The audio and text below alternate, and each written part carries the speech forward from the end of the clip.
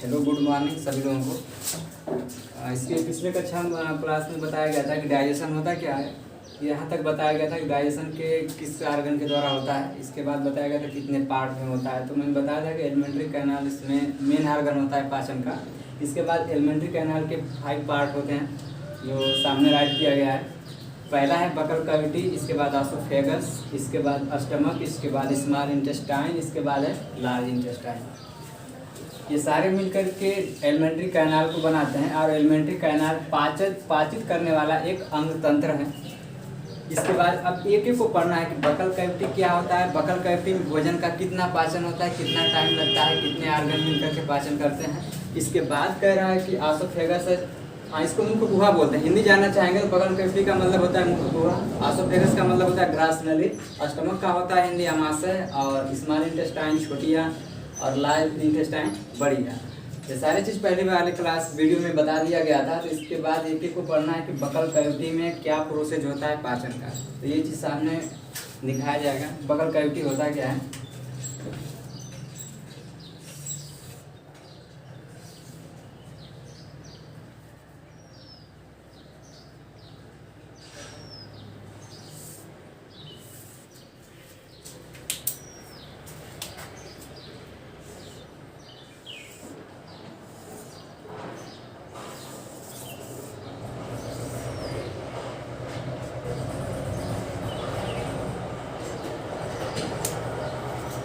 आपका buccal cavity ये होता है, यहाँ से लेके चले जाएंगे यहाँ पे। इतना वाला पार्ट बकल कैविटी बोलते हैं या मुख गुहा बोलते हैं।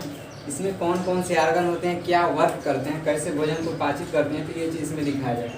यहाँ पर होता है कि फर्स्ट आप बताओगे कि बकल कैविटी में कितने पार्ट होते हैं। तो बताओगे यहाँ पर कि 2 होता है। पहला कौन सा होता है तो लिख देंगे टीथ होता है। क्या होता है, टीथ हो जाएगा। इसके बाद कह रहा है कि एक हो जाएगा सलाइवरी ग्लैंड। क्या हो जाएगा, सलाइवरी ग्लैंड, इसको बोलते हैं लार ग्रंथि। अब कह रहा है कि ये जैसे लीफ लाइक स्ट्रक्चर बनाया गया, इसका नाम हो जाएगा सलाइवरी ग्लैंड।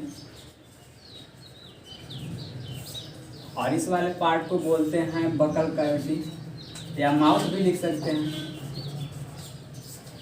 और यहाँ पर लगा होता है सॉकेट में टीथ लगा होता है, ये हो गया। तो कह रहा है टीथ कितने होंगे, तो टीथ कितने टाइप के होते हैं, 4 टाइप के होते हैं। कितने होते हैं, 4 टाइप के। चारों का नाम राइट कर देंगे। चारों मिलकर के भोजन का पाचन करते हैं। तो पहला हो जाएगा इंसीजर, दूसरा हो जाएगा यहाँ पे कैनी, तीसरा हो जाएगा प्रीमोलर, और चौथा हो जाएगा मोलर। 4 टाइप के दांत हो गए। सलाइवरी ग्लैंड में कह रहा है कितने होंगे, तो इसमें होता है 3 पेयर होते हैं। कितना होता है, यहाँ पे जाएगा 3 पेयर।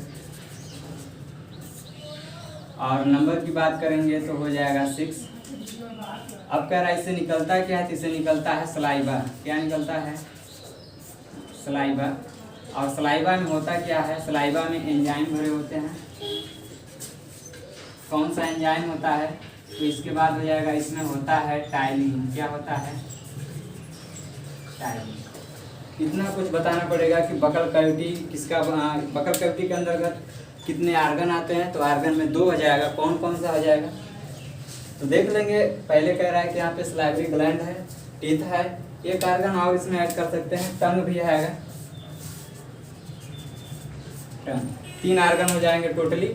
कि बकल कैविटी के अंतर्गत 3 आर्गन को पढ़ते हैं। कह रहा है कौन कौन सा होगा, तो यहाँ पे कह रहा है सलाइवरी हो गया, टीथ हो गया। अब कह रहा है टीथ में कितने टाइप के होते हैं, तो बताएंगे कि मैन में कितना होता है, 32 टीथ होते हैं। लेकिन कितने टाइप का होता है बताएंगे, 4 टाइप का।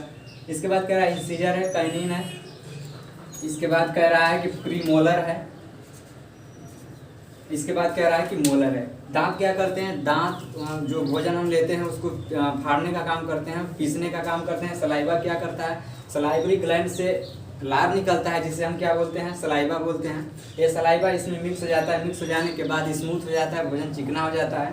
इसके बाद कह रहा है जिस पे रख के, जिस प्लेट पे रख के पीसते हैं भोजन को, उसे कहते हैं टंग कहते हैं। टंग के ऊपर प्लेट का काम करता है, भोजन को रख के उसको पीसते हैं। पीसने के बाद इतना सारा प्रोसेस किसमें होता है, हमारा माउथ में। इसके बाद कह रहा है कि सेकेंड वाली जो नली यहाँ पे बनाई गई है, इसका नाम क्या है, इसका नाम हो जाएगा एसोफेगस, जिसे हम कहते हैं ग्रास नली। ग्रास नली के माध्यम से क्या होता है, मुख्य गुहा में पीसा गया भोजन सीधे इसकी सहायता से चला जाता है नीचे। एक बैग लाइक स्ट्रक्चर होता है, उस बैग लाइक स्ट्रक्चर का नाम होगा क्या, वो हो जाएगा आमाशय। तो बकल कैविटी में यानी मुख्य गुहा में आपको इतना बताना है कि भोजन सबसे पहले हम क्या करते हैं, बकल कैविटी हमारा मुख्य गुहा होता है, उसमें पीसते हैं। कितने अंग होते हैं बकल कैविटी में, 3 होते हैं। दांत होता है, जिहा होता है और हमारा स्लाइव लार ग्रंथि होती है। लार ग्रंथि कितने होते हैं बताएंगे, 3 पेयर। नंबर की बात करेंगे तो नंबर में 6 हो जाएगा कि 6 स्लाइवरी ग्लैंड होता है। इसके बाद टीथ होता है, कितना होता है तो बता देंगे 32 है। कितने टाइप का, 4 टाइप का। कह रहा कौन कौन से, तो कह रहा इंसीजर है, कैनिन है, प्रीमोलर है, मोलर, ये 4 हो जाएंगे। इसके बाद कह रहा है कि अगला हमारा हो जाएगा आसोफेगस। अगला हो जाएगा कि आसोफेगस में क्या आता है। अब कह रहा है कि ये जो एंजाइम है इसमें कह रहा है कि एंजाइम है, एंजाइम कौन सा है इसमें बताया गया है, टाइलिन है। टाइलिन क्या करता है, जो भोजन में स्टार्च होता है उस स्टार्च को बदल देता है किसमें, शर्करा में। तो ये काम होता है। तो इसके नीचे एक आप रिएक्शन जिसे बोलते हैं लिख सकते हैं कि एंजाइम का जो रिएक्शन है कह रहा है कैसे कार्य करता है। तो जो इसके अंतर्गत ये टाइलिन एंजाइम है, यह एंजाइम जो हम फूड लेते हैं, इस फूड में जो स्टार्च होता है, स्टार्च के ऊपर क्रिया करता है और क्रिया करने के बाद उसे किसमें कन्वर्ट कर देता है, उसे कर देता है शुगर में। इसमें करता है शुगर में। अब कह रहा है यहाँ पे कौन सी एंजाइम, तो आप बताएंगे कि यहाँ पे क्या हो जाएगा, जो टाइलिन है, यह टाइलिन एंजाइम जो भोजन में स्टार्च है, स्टार्च के ऊपर क्रिया करता है और उसे बदल देता है किसमें, शुगर में। अब कह रहा है कि जब ये शुगर में टूट गया तो इसका मतलब मैंने पहले ही बताया था कि डाइजेशन में बताया जाता है कि एक बड़े पदार्थ को या जटिल पदार्थ को सरल पदार्थ में तोड़ने की क्रिया को क्या कहते हैं, डाइजेशन कहते हैं। तो हमारा जो फूड है यह एक कह रहा है कॉम्प्लेक्स सब्सटेंस है। क्या हो जाएगा,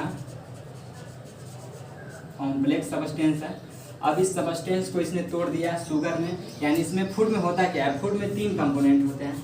कह रहा है कौन कौन से, तो फर्स्ट पे हो जाएगा हमारा, जैसे यहाँ पे हो जाएगा कार्बोहाइड्रेट। क्या हो जाएगा, कार्बोहाइड्रेट। इसके बाद कह रहा है प्रोटीन हो जाएगा। इसके बाद कह रहा है लिपिड हो गया।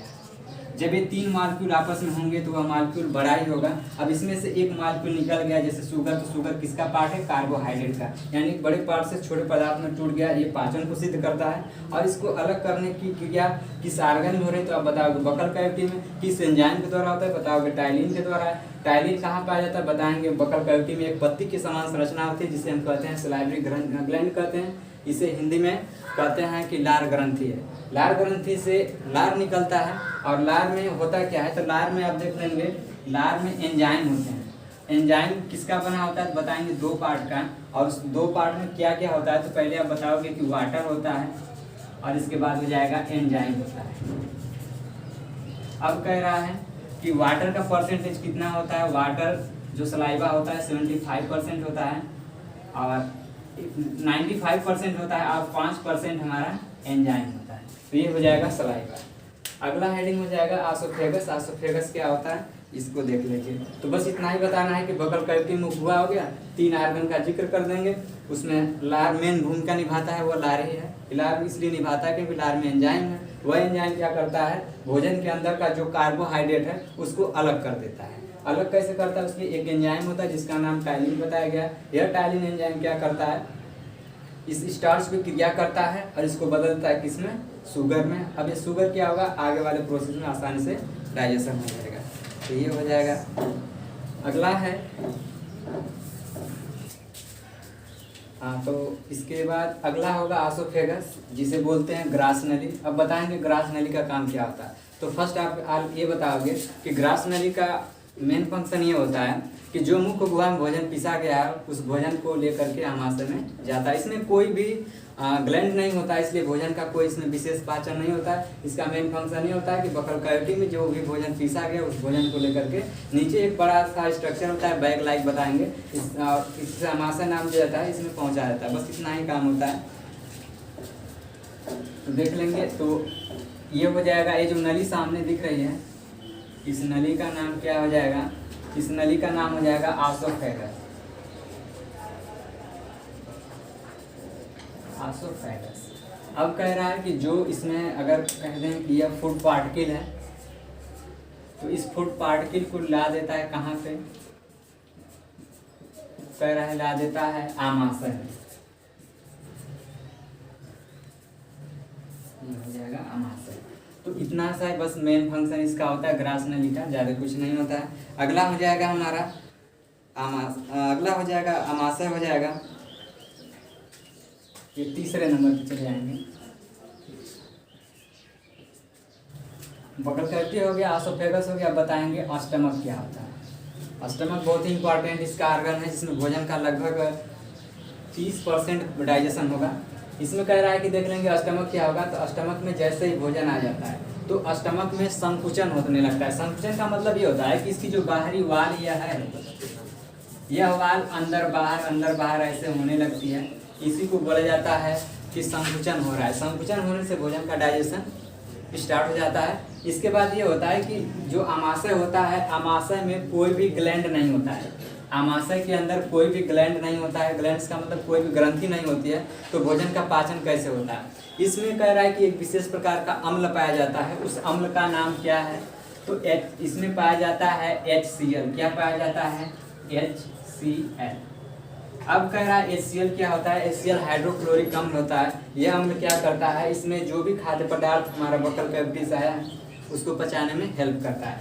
HCl क्या करता है, इसमें 2 एंजाइम होते हैं। जैसे यहाँ पे हो जाएगा आमाशय हो गया। आमाशय में पहला जो प्रोसेस होता है, कह रहा है कि इसमें कंस्ट्रक्शन होता है।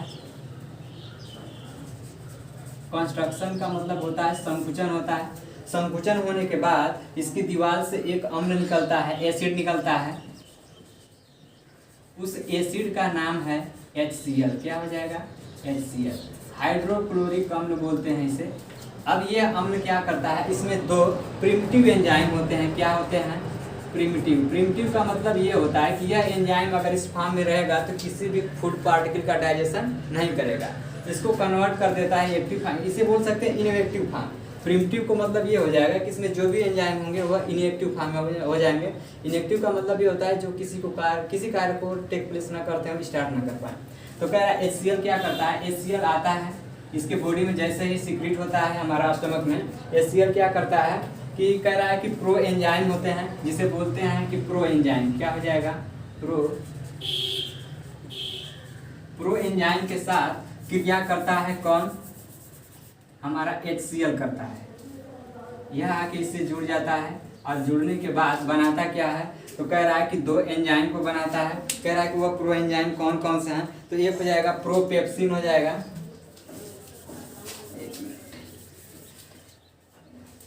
आमाशय में 2 एंजाइम पाए जाते हैं, उस एंजाइम का नाम हो जाएगा, पहला हो जाएगा प्रोपेप्सिन। क्या हो जाएगा, प्रोपेप्सिन। और दूसरा हो जाएगा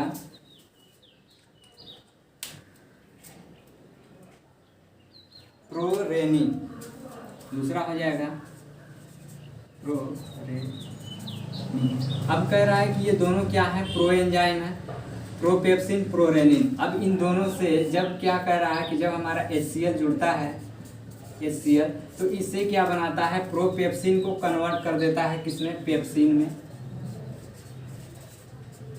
और इसे बदल देता है किसमें, रेनिन में, रेनिन। अब कह रहा है कि ये जो पेप्सिन है या रेनिन है, यह एक्टिव फॉर्म है। इसको आप बोल सकते हैं कि यह हो जाएगा एक्टिव फॉर्म। एक्टिव फॉर्म का मतलब ये किसी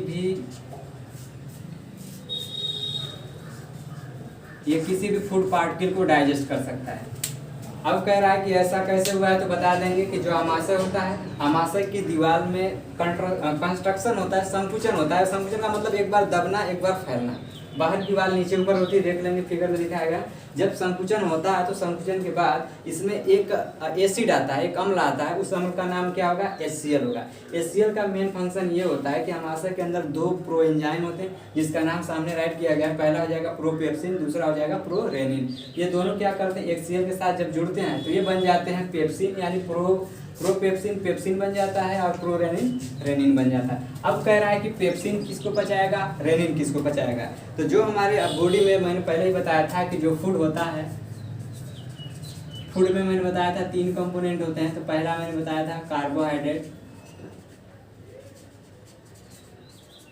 और दूसरे को मैंने बताया था प्रोटीन, और तीसरे पे मैंने बताया था लिपिड, लिपिड्स या इसको बोल सकते हो फैट भी बोलते हैं, फैट। तो कह रहा है कार्बोहाइड्रेट का पाचन मुखबुआ से स्टार्ट हो गया था, अब इसमें क्या होगा, इसमें प्रोटीन का पाचन होगा। तो प्रोटीन को कौन पचाएगा, तो इसमें कह रहा है कि जो प्रोटीन होता है उसको पेप्सिन पचाता है, और कह रहा है कि जो दूध वाली प्रोटीन होती है उसको हमारा रेनिन पचाता है। तो यहाँ पर दो रिएक्शन हो जाएगा, एक हो जाएगा यहाँ पे फूड। अब कह रहा है फूड में ऐसे हम खाद्य पदार्थ को लेते हैं जिसमें प्रोटीन पाई जाती है, तो उस प्रोटीन को, प्रोटीन हो गया। अब इस प्रोटीन को आमाशय के अंदर कौन पचाता है, तो सीधे बताओगे इसको पचाने के बाद बना देता है, प्रोटीन के सबसे छोटे मालिक्यूल में तोड़ेगा। तो छोटे मालिक्यूल को कहते क्या है, तो इसको बोलते हैं पेंटोस बोलते हैं। क्या बोलते हैं, पेंटोस, पेंटोस हो जाएगा। और एक बोलते हैं पेप्टाइड, पेप्टाइड। तो ये हो जाएगा फूड हमने लिया। फूड में अगर प्रोटीन ऐसा पदार्थ लेते हैं जिसमें प्रोटीन पाया जाता है, तो ये पूछेगा कि प्रोटीन को कौन पचाता है। आप बताओगे कि पचाता है इसको कौन है, तो पचाता कौन है, बताएंगे एंजाइम पचाता है। तो एंजाइम कौन, तो बताएंगे इसको पचाता है, यहाँ पे लिख देंगे कि यहाँ पर हो जाएगा पेप्सिन। कौन पचाएगा, पेप्सिन, पेप्सिन। पेप्सिन का काम यह होता है जो फूड में होता है प्रोटीन उसको पचाता है। अगर जो हम मिल्क लेते हैं, मिल्क में भी प्रोटीन पाया जाता है, जिसका नाम पूछा जाता है कि मिल्क में कौन सी प्रोटीन पाई जाती है, तो केसिन प्रोटीन पाई जाती है। तो मिल्क के अंदर जो प्रोटीन होता है उस प्रोटीन को कौन पचाएगा, तो इसको पचाएगा रेनिन। कौन पचाएगा, रेनिन पचाएगा। और कह रहा है कि इसको, इस प्रोटीन को बदल देता है किसमें, तो बताएंगे ये बदल देता है इसको, कह रहा है कि केसिन प्रोटीन में। किसमें बदल देगा, पैरा केसिन में। किसमें बदल देगा, पैरा केसिन प्रोटीन, ये हो जाएगा। तो बस हाँ, तो बस ये सारी चीज़ जितना दिखाया गया इतना भाई ज़्यादा मैटर लग रहा है, तो अधिक नहीं है। ये तो बस समझने के लिए बताया गया। वीडियो थोड़ा लंबा होगा, वेट करके देख लेना। लेकिन कभी कोई चीज़ रटना नहीं पड़ेगा। कोई ये पूछ देगा कि मान लो पेप्सिन कहाँ से आ गया, रेनिन कहाँ से आ गया, रेनिन क्या है, तो बताओगे एंजाइम है। ये एंजाइम कहाँ पाया जाता है, बॉडी के किस पार्ट में, सीधे बता दो कि स्टमक में होता है। अगर ये कोई पूछे स्टमक में कहाँ से आ जाता है, एक्टिव फॉर्म में कैसे जाता है, सीधे बताओगे स्टमक बैग लाइक स्ट्रक्चर होता है। जब हमारे बॉडी के अंदर यानी मुख गुहा में पीसा हुआ भोजन हमारे आमाशय में आ जाता है। आमाशय का मेन वर्क यह होता है कि इसमें कह रहा है कि संकुचन होता है। संकुचन का मतलब होता है एक बार दबना एक बार फैलना। कह रहा है कि जब ये संकुचन करता है उस दौरान हमारे बॉडी में क्या बनता है, HCl बनता है। HCl क्या है, बताएंगे कि हाइड्रोक्लोरिक एक अम्ल है। अब कह रहा है कि अम्ल है। अब इस अम्ल में क्या होता है, अम्ल भोजन का पाचन करेगा, नहीं करेगा। अम्ल कभी किसी भोजन का पाचन करता ही नहीं।